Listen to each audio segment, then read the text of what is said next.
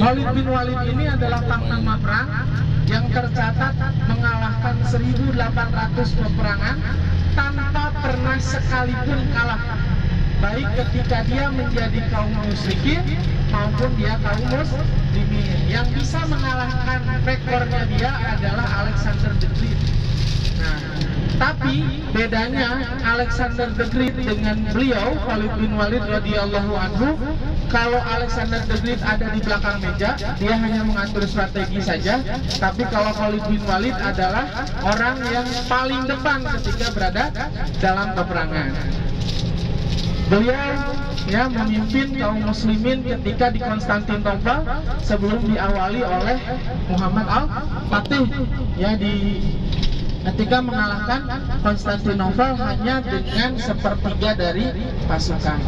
Nah, perang Uhud ini ada di tanggal 15 Hijriah, 15 Syawal, ya, tahun 3 Hijriah pada saat itu.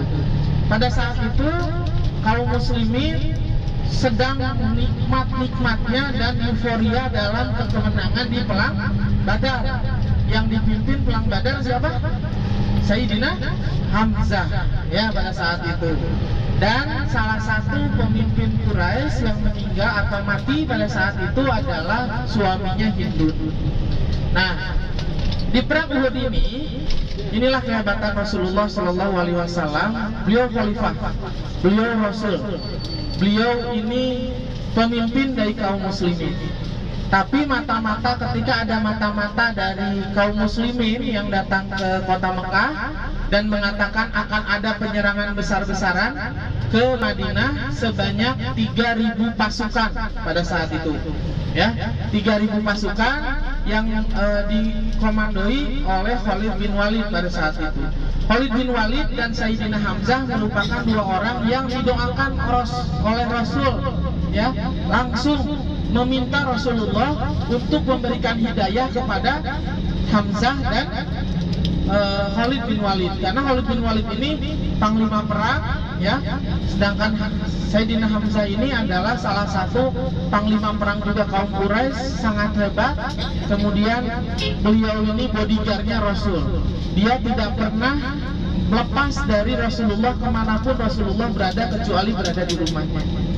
Nah, pada perang Uhud ini kemudian mata-mata dari kaum muslimin itu datang, ya, dan mengatakan kepada Rasulullah bahwa akan ada perang penyerangan besar-besaran, diperkirakan 3.000 pasukan.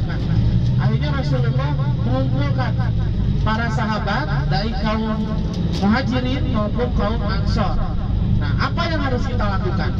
Pada saat itu Rasulullah mengatakan bahwa kita akan berperang di depan pintu masuk, ya, atau di depan pintu masuk dari kota Madinah, sehingga kita akan serang di dalam.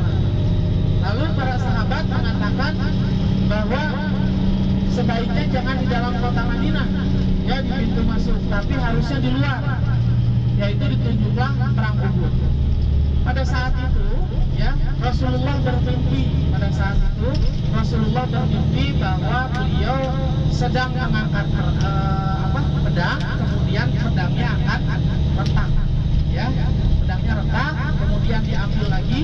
Nah, kemudian beliau mengartikan bahwa akan terjadi peperangan, di mana